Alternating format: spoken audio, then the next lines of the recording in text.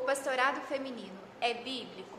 Em 1848, em Seneca Falls, aconteceu a primeira reunião de mulheres feministas, a chamada Convenção de Mulheres. E é interessante que, depois dessa reunião, em 1850, 2 anos depois, chegou a ordenação de pastoras. Antes disso, não havia ordenação de mulheres, nem na Igreja Católica e nem na Igreja Protestante. As feministas evangélicas se apoiam na história de Débora para argumentar em favor da ordenação feminina. Mas será que faz sentido isso? Débora, uma profetisa, mulher de Lapidote, juíza, será que ela exerceu função designada por Deus aos homens? Não. Débora não ensinou. Débora não governou o seu povo. Débora não liderou militarmente. Inclusive, quando Baraque a convidou para ir com ele ao campo de batalha, ela o repreendeu e o encorajou a fazer isso. Ela o repreendeu, dizendo que viria pelas mãos de uma mulher a honra da vitória. E foi o que aconteceu. Foi através de Jael que o inimigo do seu povo, do povo de Israel, foi morto. Isso representou, biblicamente dizendo, uma vergonha aos homens daquela época, daquela sociedade. Isso representou, biblicamente dizendo, uma reprovação à liderança dos homens. No final do livro de Juízes, a gente lê que aquela sociedade estava vivendo de uma forma que Deus reprova, fazendo coisas abomináveis aos olhos de Deus. E, inclusive, havia a negligência da parte dos homens com relação aos seus papéis. Bem, nós encontramos nesta obra do Grudem, confrontando o feminismo evangélico, algo muito importante sobre esta argumentação que as feministas evangélicas usam em favor da ordenação feminina.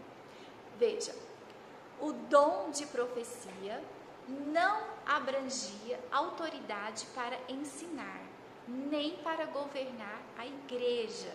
É por isso que as mulheres podiam profetizar, mas não podiam ensinar a igreja congregada.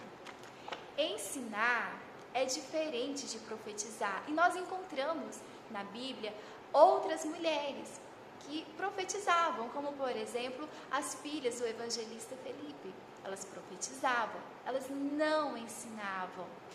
Na Europa, houve a desobediência com relação à ordenação de pastoras.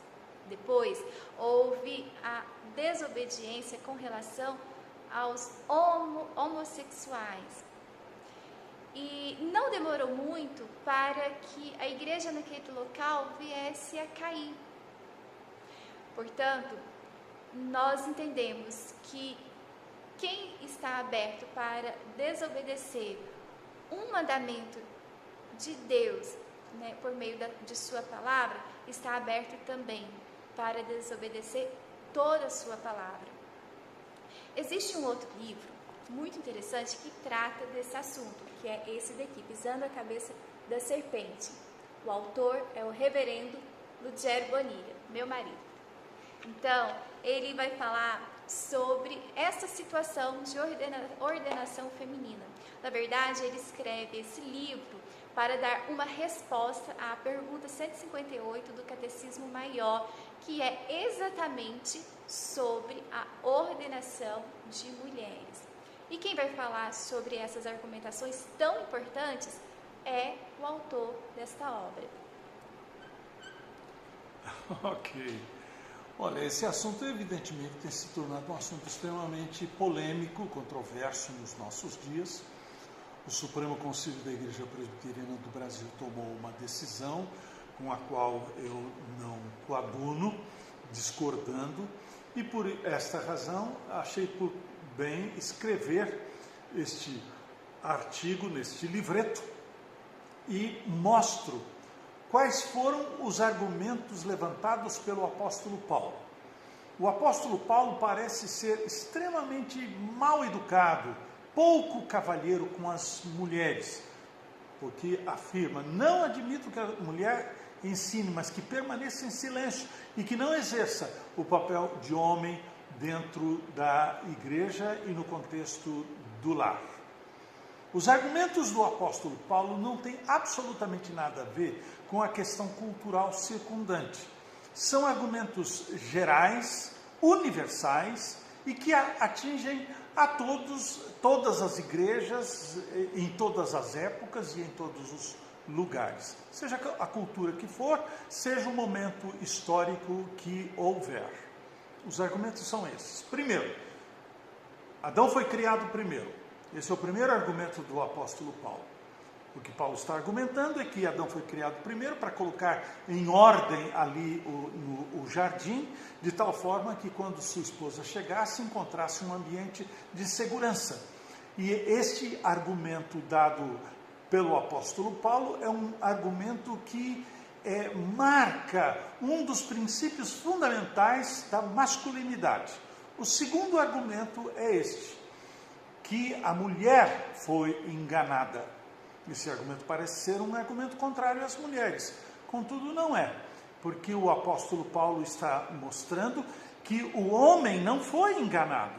Ele tomou do fruto, desobedeceu a Deus em sã consciência, em pleno conhecimento do que ele estava fazendo.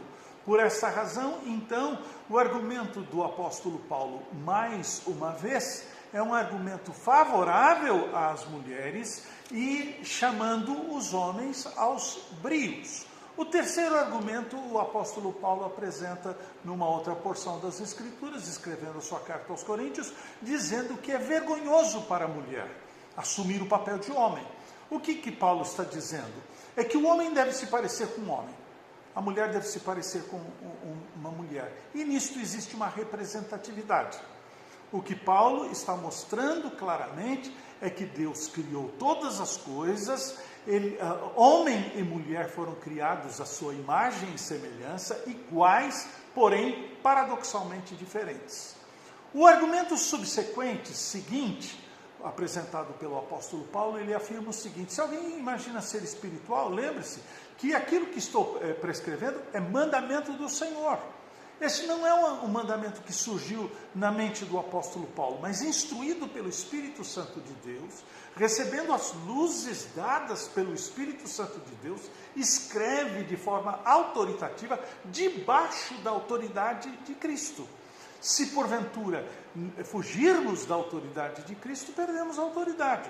Exercemos então não mais autoridade, mas um autoritarismo dentro da igreja. Os dois argumentos finais estão na parte final desta orientação, ali na carta de Paulo aos Coríntios, no capítulo de número 14, quando o apóstolo Paulo diz que dentro da igreja de Deus tudo deve ser feito com ordem e decência. O que Paulo está dizendo é que a igreja é um ambiente não de confusão, mas um ambiente onde a ordem, o ordenamento estabelecido por Deus é um ordenamento que segue, portanto, a forma como o culto deve ser prestado ao Senhor. Fora disso não há decência. São esses, portanto, os argumentos do apóstolo Paulo. Bom, considerando esses argumentos, nós podemos entender que a argumentação de algumas pessoas de que essa ordem dada pelo apóstolo Paulo tem caráter cultural, tinha a ver com a cultura da época, isso não é verdade. Porque em 2 Timóteo, capítulo 2, verso 13, diz o seguinte: porque primeiro, como meu marido acabou de explicar, porque primeiro foi formado Adão, depois Eva. Isso não tem a ver com a cultura nem judaica e nem grega. Isso tem a ver com o que foi estabelecido por Deus lá no Jardim do Éden.